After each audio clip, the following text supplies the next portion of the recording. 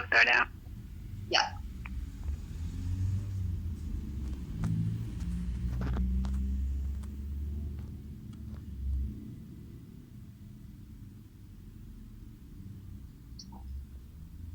Indicamos que los protozoarios son parásitos unicelulares. Y estos parásitos se denominan también protistas. ¿Por qué se denominan protistas? Porque tienen material genético que está agrupado en los cromosomas, igual que en el ser humano. En los cromosomas está el material genético. Y además, otra cosa, decimos que son eucariotas o eucariotes porque se caracterizan que tienen el núcleo separado por una membrana nuclear del resto del citoplasma. ¿Ya? Por eso decimos que son protozoarios eucariotas, porque su núcleo está rodeado de la membrana nuclear y esta membrana permite la separación del citoplasma. Ahora, esta membrana se ha visto en el núcleo que está formada por una membrana bilaminar, quiere decir con dos capas, viendo con microscopía electrónica. Esta observación no vamos a poder hacerla con microscopio óptico común. Se puede observar con microscopio electrónico. Estos protozoarios que vamos a estudiar son de naturaleza animal. Y ya habíamos hablado que son eucariotes o eucariotes. En cuanto a la morfología general de los protozoarios, vamos a indicar, en primer lugar, el tamaño de los mismos.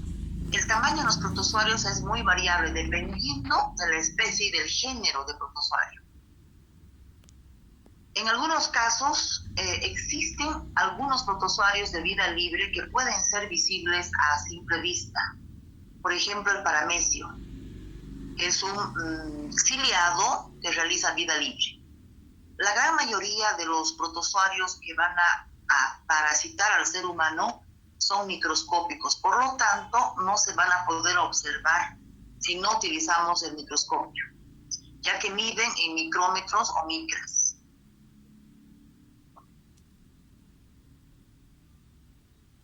En cuanto a la forma es variable en los protozoarios. Depende además de un factor importante que es la membrana o envoltura, que en ciertos casos va a limitar al protozoario para cambiar de forma.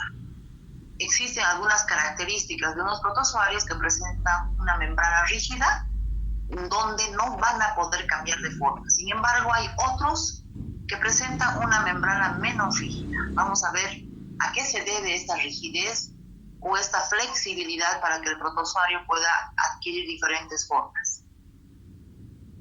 Ahora, en algunos protozoarios, esta cubierta o membrana, viendo al microscopio electrónico, se ha podido observar que esta membrana tiene 3 capas. Es decir, es trilaminar. Está constituida una de sus capas por lipoproteínas. Viene a ser la cubierta básica. Y es variable la forma. Los que tienen estas características pueden cambiar de forma de un momento a otro y pueden adquirir la forma ameboide. Al decirles ameboide, ya saben a quiénes me refiero. Me refiero al grupo, a la clase Rhizopod'a, donde pertenecen las amebas, ya que las amebas son protozoarios que tienen una forma irregular debido a la presencia de pseudópodos. En otros hay otra característica. Aparte de la cubierta básica que les estoy explicando, que es la membrana trilaminar lipoproteica, tienen otra capa más por dentro que le va a dar rigidez. Esa capa que está por dentro de la membrana básica se llama película. Aquellos que tienen, en primer término, la membrana básica trilaminar vista al microscopio electrónico y por dentro un reforzamiento de la membrana, de la película, que le da cierta rigidez al protozoario, en este caso no va a poder cambiar de forma. Y vamos a ver cuáles tienen esta característica. Ya hemos indicado que los que tienen una sola capa, una sola membrana trilaminar, hemos visto que pueden cambiar de forma. En cambio, los que están reforzados con otra película por dentro van a tener rigidez y no pueden cambiar de forma.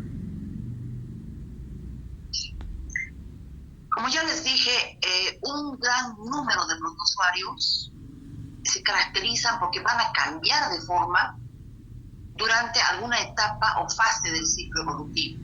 No olviden que ciclo evolutivo, ciclo vital o ciclo de vida es lo mismo, significa lo mismo. Y en estas etapas diferentes de cada parásito en su ciclo vital, pueden cambiar tanto de forma y también de tamaño en algunos casos.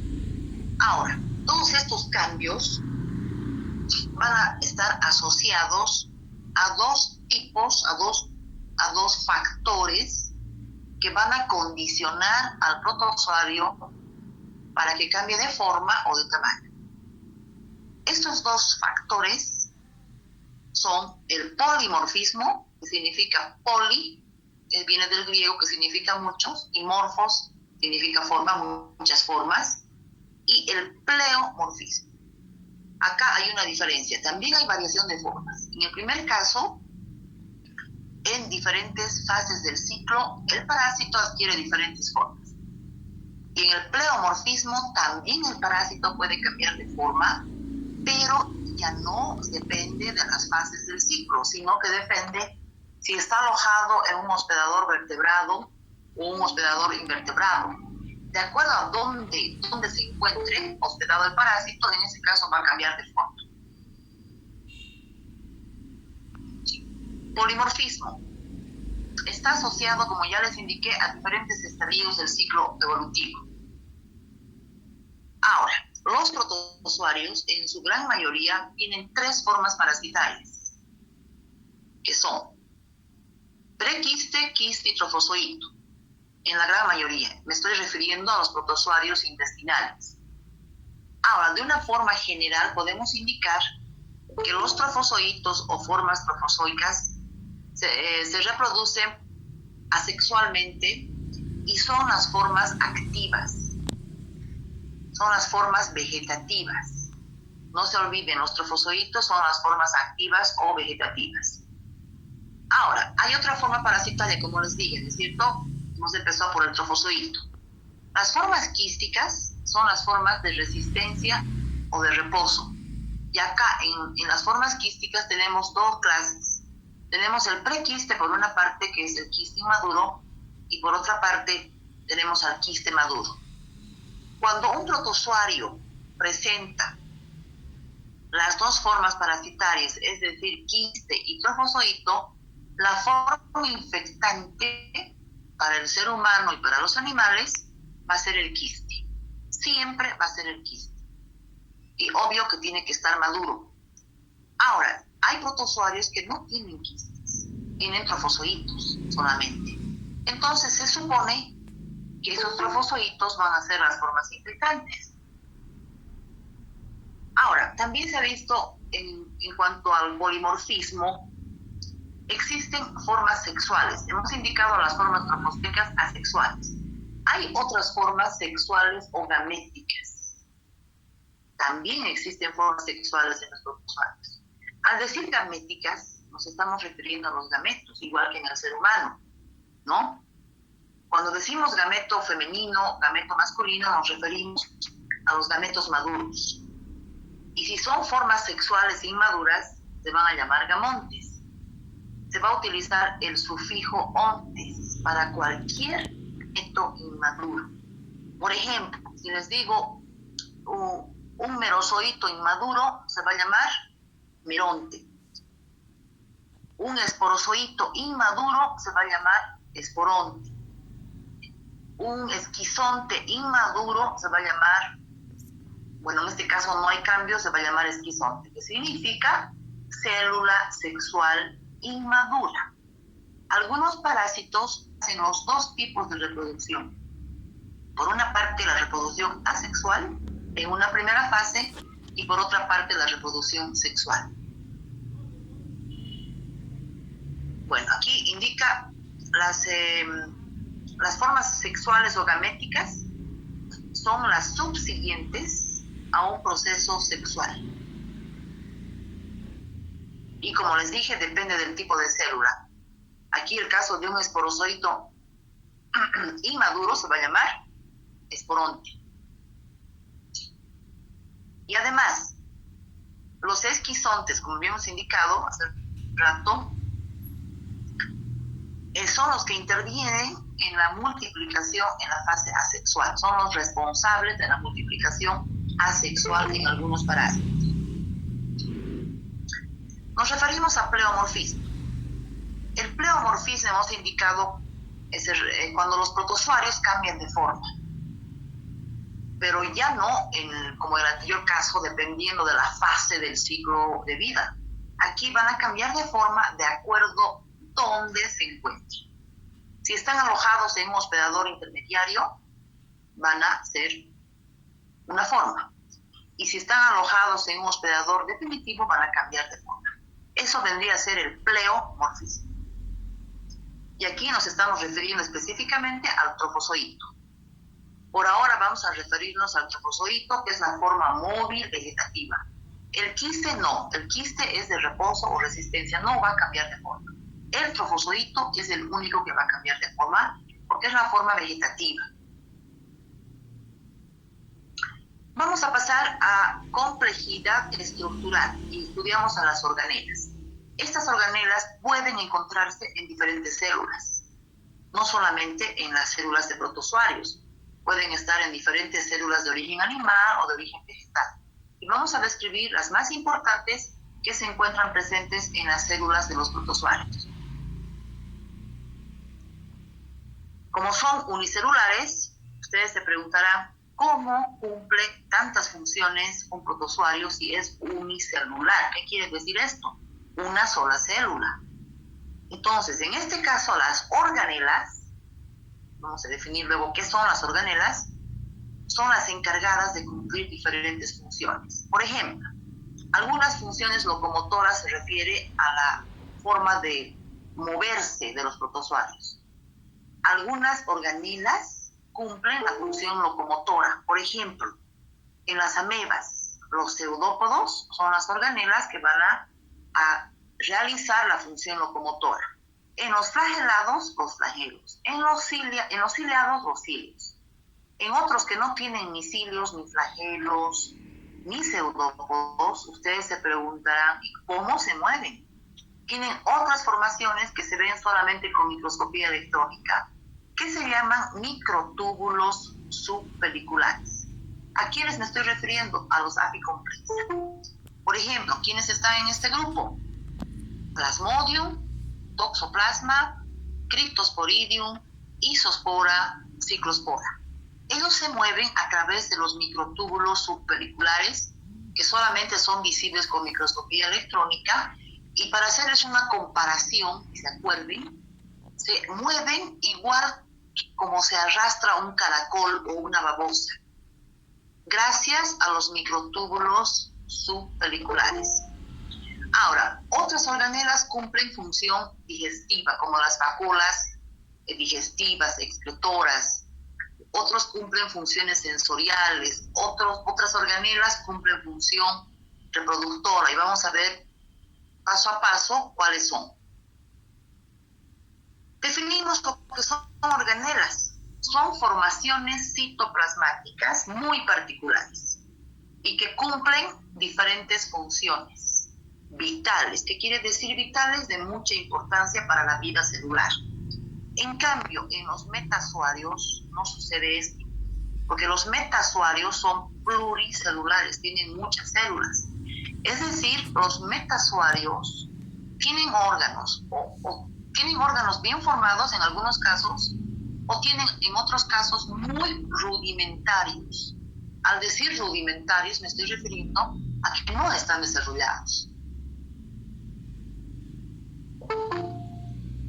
Pasamos a las estructuras citarias. Aquí son las estructuras celulares. Tenemos la membrana y película. La membrana ya la hemos definido hace rato. Les decía que es una membrana trilaminar compuesta por lipoproteínas y que es la membrana básica. Y luego tenemos la película, que viene a ser la que da reforzamiento a la membrana básica para que el protozoario no pueda moverse ni pueda cambiar de forma. Definimos, ¿no? La membrana.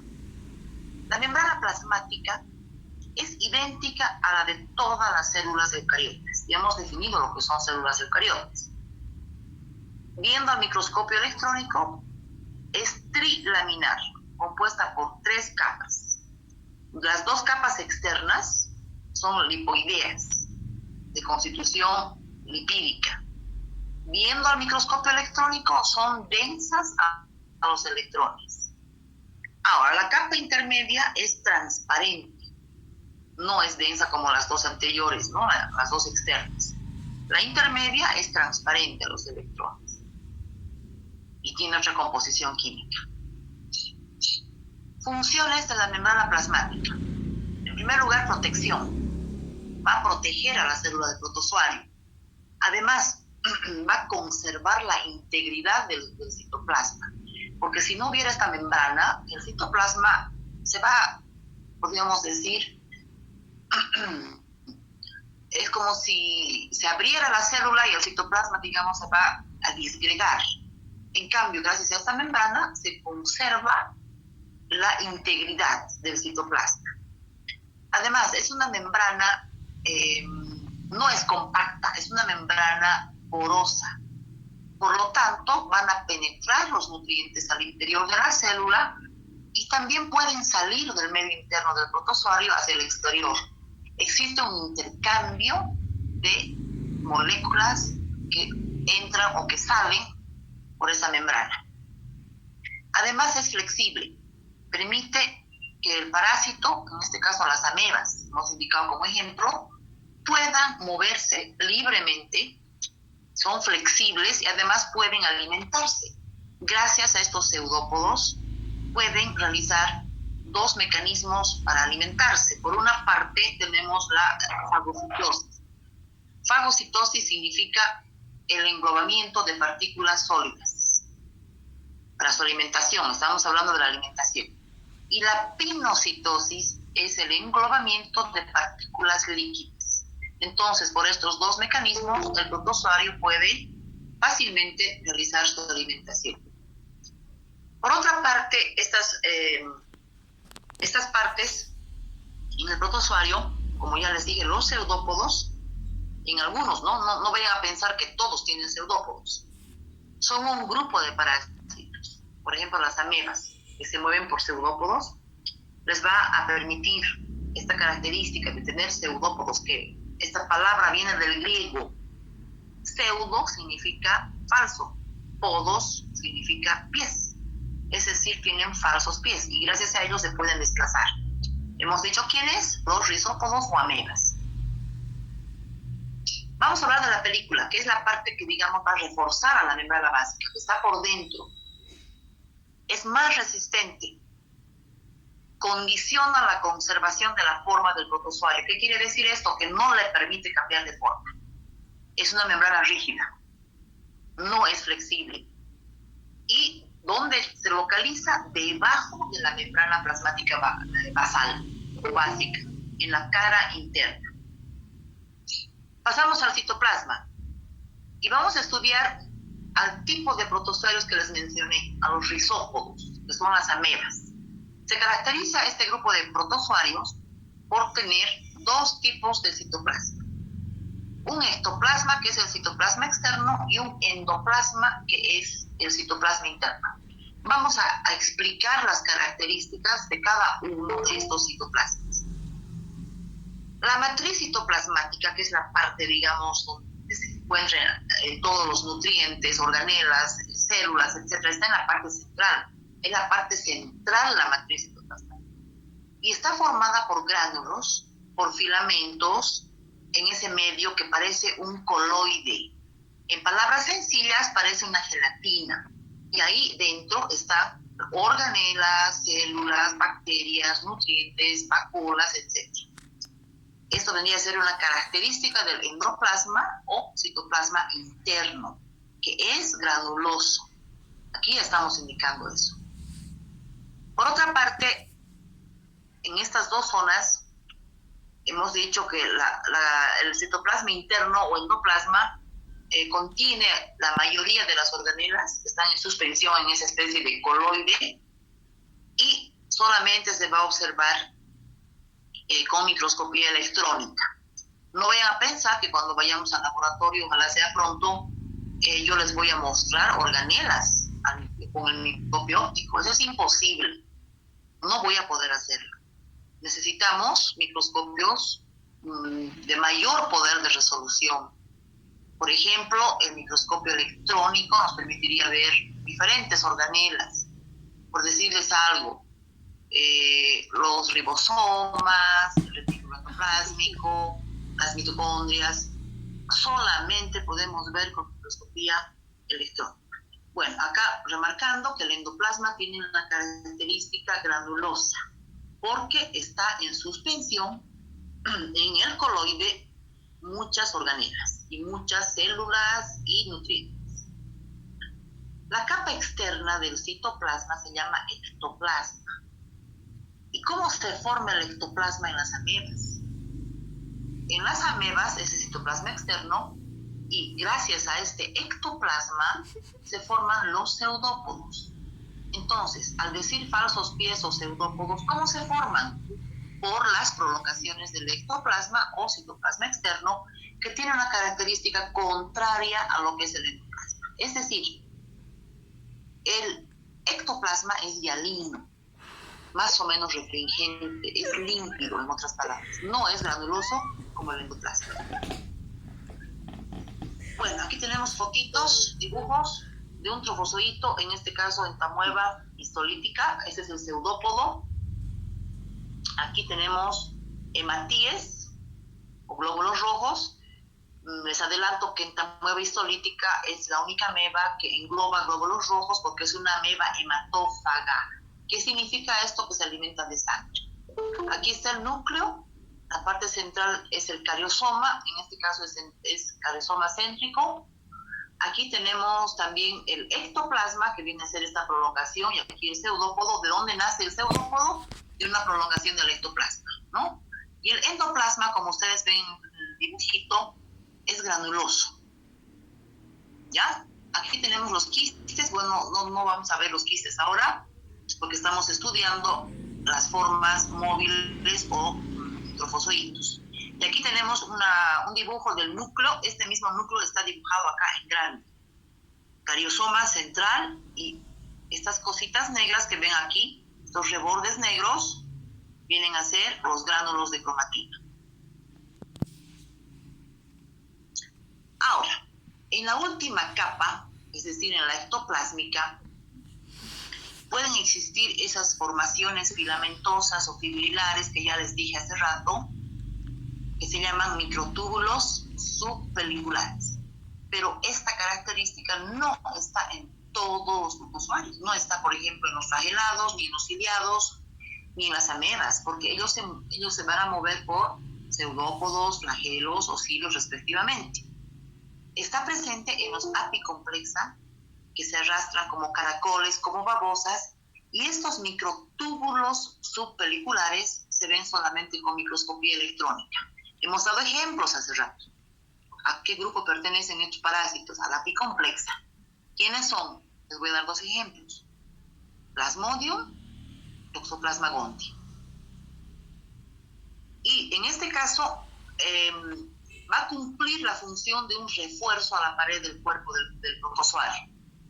Además, como ya les dije, tiene mucha importancia en el desplazamiento de los protozoarios que pertenecen al filum apicomplexa.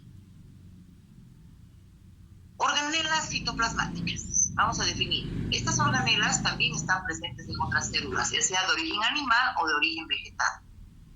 Y también en los protozoarios. Tenemos a las mitocondrias.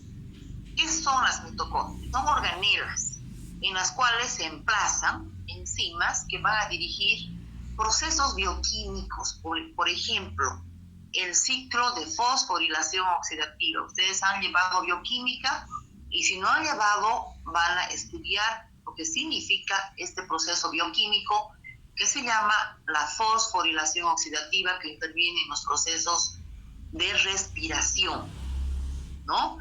Esto, ¿dónde sucede? En parásitos aerobios. ¿Qué quiere decir? Son parásitos protozoarios que se alimentan de oxígeno y requieren oxígeno para vivir. Caso contrario, van a morir. Están en la sangre. Por ejemplo, Plasmodium, Babesia, que están en los glóbulos rojos. Los tripanosomas, tanto africanos como sudamericanos, ellos se encuentran en el plasma o en el suero. En este caso son también protozoarios aerobios, porque requieren directamente oxígeno para respirar. Ahora, otros protozoarios no necesitan oxígeno, necesitan dióxido de carbono, hidrógeno, y son aquellos que viven en la luz intestinal. Luz quiere decir la cavidad del tubo digestivo, y no requieren para nada oxígeno. ¿Quiénes serán? Los que viven en intestino y en diferentes lugares del organismo. Por ejemplo, intestino delgado tenemos a Yardia lambda, intestino grueso tenemos entamueba histolítica. Son protozoarios que requieren no el oxígeno para vivir, sí requieren hidrógeno y el dióxido de carbono. Es decir, en resumen, los que están en la sangre son aerobios, los que están dentro del tubo digestivo son anaerobios. Aquí tenemos una foto de una mitocondria. Como ustedes verán, han llevado esto ya en primer año en biología. Estamos haciéndoles recuerdo con esta foto. Aquí tenemos la membrana interna, la membrana externa y un espacio intermembranoso, si se fijan acá. Luego tenemos la matriz mitocondrial que está en esta parte central y las crestas mitocondriales, que vienen a ser estas hendiduras. Esta es una foto de una mitocondria. Interviene, hemos dicho, en procesos de respiración. Es el pulmón de las células, en otras palabras. Ahora, sucede algo importante. Hay un grupo de protozoarios que no habitan en el intestino directamente, sino que están en la sangre, y se llaman a estos kinetoplástidos. En este grupo se encuentra Trypanosoma cruzi y Trypanosoma brucei-gambiense, Trypanosoma brucei-rhodesiense. Es decir, no van a ponerse en el examen por si acaso, ¿no? Les digo para que se acuerden. Los Trypanosomas sudamericanos tienen sus primos hermanos que viven en el África, pero digamos no tenemos en Bolivia a los Trypanosomas africanos, ni ellos tienen a los Trypanosomas sudamericanos en el África, ¿no? Ahora, ¿qué me voy hablándoles de los tripanosomas? Presentan una sola mitocondria, unita nada más. Y es muy importante esta mitocondria, porque resulta que se modifica y va a asociarse a otras organelas cinéticas. Es decir, al decir cinético me refiero al movimiento. Otra cosa muy importante es que esta mitocondria, en el lugar que se encuentra esta mitocondria, se encuentra una organela que se llama kinetoplasto. Y dentro del kinetoplasto se encuentra el ADN, el ácido desoxirribonucleico del parásito. En esta mitocondria, en este kinetoplasto, se encuentra el 20% del total del ADN del parásito. ¿Se imaginan la importancia que tiene? Y bueno, se encuentra modificado.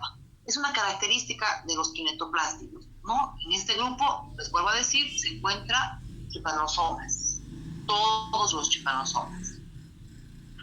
Microsomas son otras organelas que se pueden ver solamente con microscopía electrónica, y tenemos dos tipos de microsomas, de acuerdo a la función que realizan. Por una parte tenemos a los hidrogenosomas y a los peroxisomas. Se observan, como ya les dije, por microscopía electrónica. ¿Qué forma tienen? Esferoidal.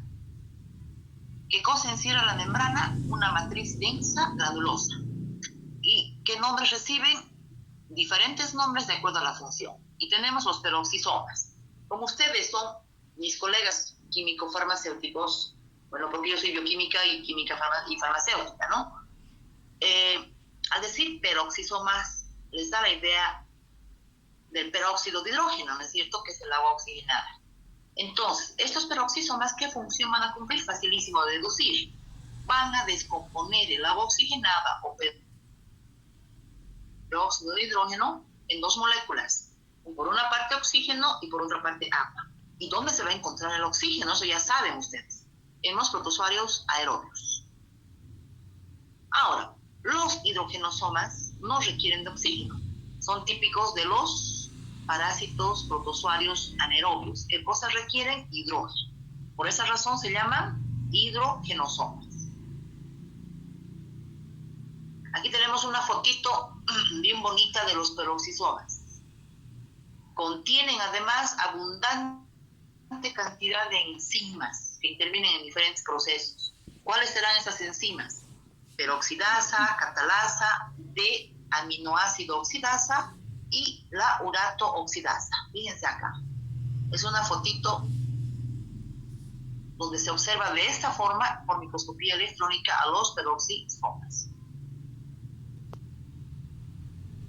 Bueno, la función principal, aparte de lo que ya les indiqué, es desintoxicar a la célula.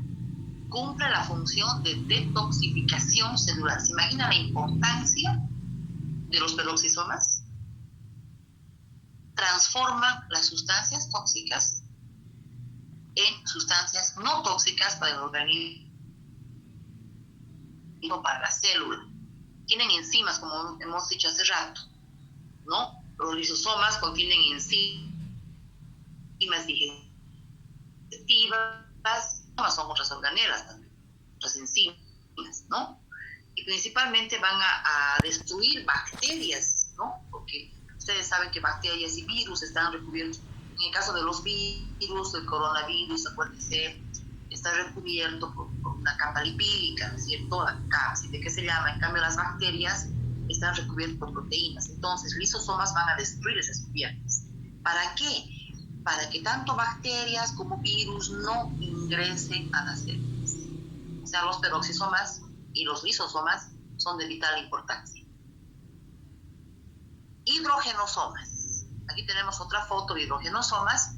Están presentes estas organelas en las células de protozoarios eucariotas, anaeróbicos. Ya saben quiénes son anaeróbicos, los que generan hidrógeno, ¿no?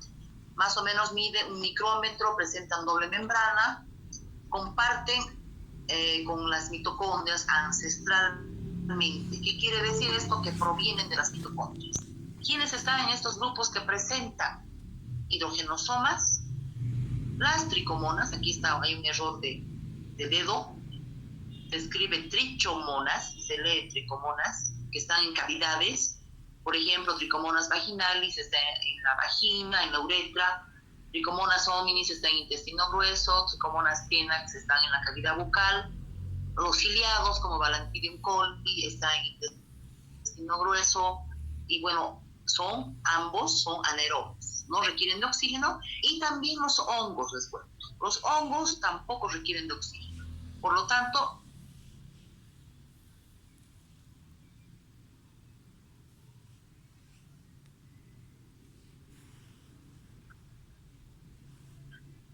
y estos hidrogenosomas son, digamos, los orgánulos eucariotas más raros, más extraños, de mayor crecimiento en todo el planeta. Este orgánulo se localiza en el citoplasma. Se encuentra formado por un tejido doble, donde la membrana interna va a dar lugar a que se vea de aspecto con una cresta, con un aspecto de cresta, la parte interna. Estos hidrogenosomas, ya hemos dicho que evolucionaron de las mitocondrias. Por la fuga, o sea, se escapan de las mitocondrias, evolucionan gracias a las mitocondrias, pero se fugan, se escapan, ¿no? Y van a dar lugar a una pérdida de su genómena al realizar esta migración, este escape. Pasamos al retículo endoplasmático o endoplásmico y a explicar a los ribosomas. Existen, esto estamos repasando, chicos, porque esto ya se supone que tienen que conocer, han visto en biología en primer año. Pero les hago recuerdo, ¿no? El retículo endoplásmico puede ser de dos tipos, liso y rugoso, o granuloso. El granuloso está asociado a ribosomas. Las ribosomas son organelas permanentes y de carácter constante en las células eucariotas. El retículo endoplásmico, tanto rugoso como liso, cumple el papel importantísimo de la síntesis de moléculas proteicas.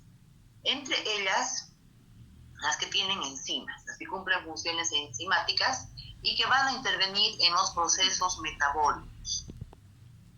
Aquí tenemos una fotito del retículo endoplásmico liso. ¿Ya? Esta parte interna está aquí graficada de forma mucho más de mayor dimensión para que ustedes puedan observar cómo es el retículo endoplásmico. El retículo endoplásmico liso, hemos dicho, también sintetiza grasas. ¿Y qué tipo de grasas van a sintetizar? El colesterol y los glicerofosfolípidos. Esa es la función del retículo endoplásmico liso. Realiza el ensamblaje de lípidos y de dónde captan la materia prima para ensamblar esos lípidos de otros orgánulos que están también en el citoplasma. Aquí tenemos una foto del retículo endoplásmico rugoso.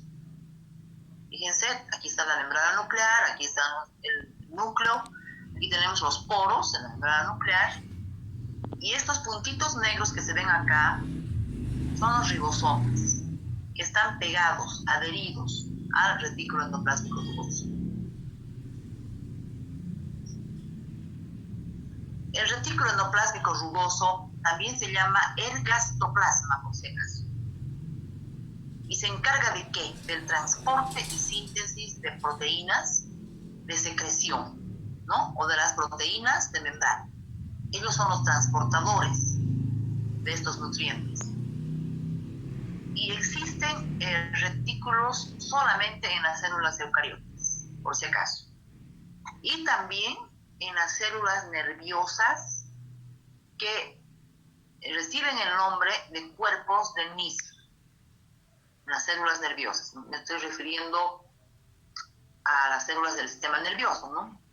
A las que realizan la sinapsis, a las células dendríticas. El término rugoso se refiere al aspecto que toma este retículo endoplasmático o endoplásmico. Y debido a las microfotografías que se han tomado con microscopía electrónica, se les ha dado el nombre de retículo endoplasmático o endoplásmico rugoso por el aspecto que tiene. Aquí tenemos la foto de los ribosomas. Fíjense cómo se ve. Tenemos aquí la cadena de aminoácidos que forman la cadena polipeptídica. Aquí tenemos el ácido ribonucleico mensajero, que significa esta M mensajero. Aquí tenemos el ácido ribonucleico de transporte. Y aquí tenemos una subunidad pequeña de ribosoma. Hemos indicado que los ribosomas se adhieren aquí al retículo endoplásmico rugoso.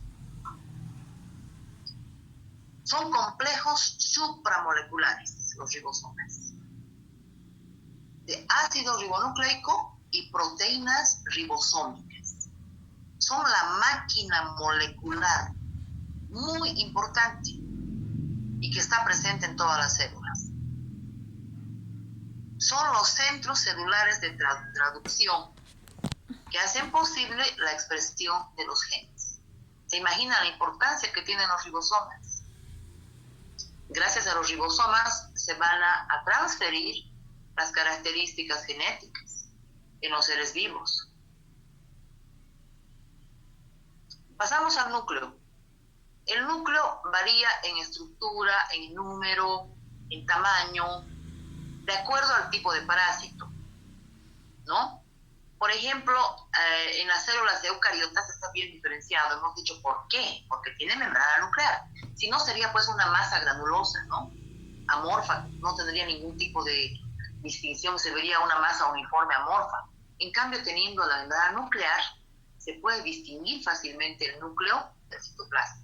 ¿En quiénes dijimos? En los eucariotas. Ahora, en la mayoría de las formas parasitarias, me estoy refiriendo a los protozoarios, me estoy refiriendo a los trofozoitos. En la gran mayoría de los protozoarios, sus trofozoitos presentan un solo núcleo. A ver, voy a darles dos ejemplos de los que tienen un solo núcleo. Entamoeba coli y Entamoeba histolítica. tienen un solo núcleo, los trofozoitos. Ahora, en algunos casos rarísimos, presentan dos núcleos. Y les doy el ejemplo. El trofozoito de Giardia lamblia presenta dos núcleos. Vamos a ver enseguida fotos para que vean la diferencia. Aquí está lo mismo. Aquí tenemos el trofozoito de Entamueba coli. Aquí tenemos otro trofozoito que es un ciliado Balantidium coli. El trofozoito presenta en este caso dos núcleos. El Balantidium coli también presenta dos núcleos. Este núcleo que ven en forma de riñón es el macronúcleo y estos chiquititos vienen a ser los micronúcleos. Estos pequeñitos se ven solamente con microscopía electrotónica. A veces en laboratorio podemos observar un esbozo del macronúcleo. No se ve claramente, yo no les voy a engañar, ni tampoco les voy a hacer creer que vamos a ver en laboratorio las maravillas del mundo, no. Tenemos que limitarnos a ver con microscopio óptico hasta donde se pueda. Lo ideal sería tener un microscopio electrónico, pero no sé de aquí a cuántos años luz podremos tener un microscopio electrónico en la facultad, ¿no? Bueno, aquí tenemos el trofozoito de Giardia lamblia. Fíjense, estos son los dos núcleos del trofozoito de Giardia, estos son los cariosomas. Da la impresión de anteojos, ¿no es cierto? Parecería que tuvieran lentes, los trofozoitos de Giardia lamblia. Ahora, el núcleo de los protozoarios, ¿cómo es? Es vesiculoso, es redondeado, en su interior presenta un gránulo que recibe diferentes nombres. Antes se llamaba esa parte central del núcleo, se decía que era nucleolo. Posteriormente se cambió el nombre de nucleolo por endosoma, ¿no? ¿Y por qué cambiaron por endosoma? Porque los científicos descubrieron que acá estaba el ácido ribonucleico, ¿no? El ácido ribonucleico forma la cromatina. Y nucleolo decían antiguamente porque era la parte central del núcleo. Ahora, en la actualidad, se usa otro término que es el más apropiado para la parte central del núcleo, que viene a ser el cariosoma, ¿no? ¿Y por qué han cambiado a cariosoma? Porque se ha descubierto en algunas especies que el cariosoma o parte central del núcleo es donde se encuentra el ácido desoxirribonucleico, es decir, el ADN, ¿no? Entonces, aquellos protozoarios que tienen cariosomas se supone que tienen ADN, y aquellos donde se menciona endosoma están presentes los ácidos ribonucleicos, ¿no? Y aquí les estoy explicando lo mismo. Se reserva el nombre de endosoma o núcleo cuando en su composición faltan ácidos desoxirribonucleicos y solamente tienen ácidos ribonucleicos. Aquí tengo fotos de los núcleos. Fíjense, este es el núcleo de entamueba histolítica. Todo esto es el núcleo. La parte central que ven acá es el cariosoma central. Y estos bordes negritos que ven acá son los gránulos de cromatina, que son uniformes. Fíjense, aquí tenemos el núcleo de Endolimax nana, y esto viene a ser el nucleolo, que es bastante grande. Y aquí tenemos Endolimax nana, por si acaso, es una ameba no patógena. Y Odamueva bushley es otra ameba no patógena. Aquí tenemos el cariosoma, que es más pequeño que el Endolimax y, digamos, de menor tamaño, más pequeño y más angosto, más angostito. Bueno, ahora, algunos protozoarios presentan, aparte del cariosoma, presentan gránulos cromatínicos perinucleares. Facilito de deducir qué cosa es. Son granulaciones que están alrededor del núcleo, perinucleares, ¿no? Y en contacto con la membrana nuclear. Otros protozoarios, como los ciliados, ya les mostré la foto, presentan dos tipos de núcleos, ¿no? Hemos dicho el macronúcleo, que tiene ácido ribonucleico, cumple función metabólica, es el que tiene forma de riñón. Y el micronúcleo, o a veces son dos micronúcleos, tiene forma vesiculosa, son pequeñitos, no se ven con microscopía óptica y contiene ácido desoxirribonucleico. intervienen en la reproducción sexual. En resumen, ¿cuál núcleo va a ser el más importante en Balantidium coli? El micronúcleo, porque cumple todos los procesos de reproducción en el parásito. Aquí tenemos otra fotito, este es un quiste, un trofozoito, el macronúcleo, y bueno, aquí tenemos el micronúcleo. Pueden ser dos también. Y luego las demás partes les voy a enseñar cuando lleguemos a esta lección. Tenemos otra foto de Balantidium coli, un trofozoito. Aquí es una tinción que se ha utilizado. Por esta razón se ve de diferente forma. Organelas típicas de los protozoarios parásitos. Aquí vamos a definir. Lamentablemente se nos fue la hora.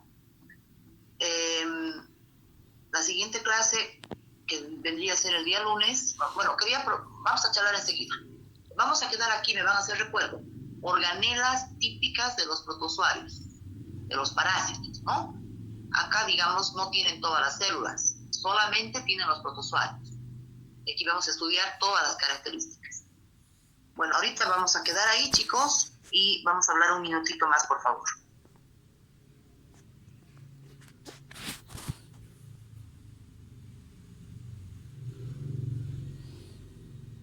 ¿Me han escuchado bien?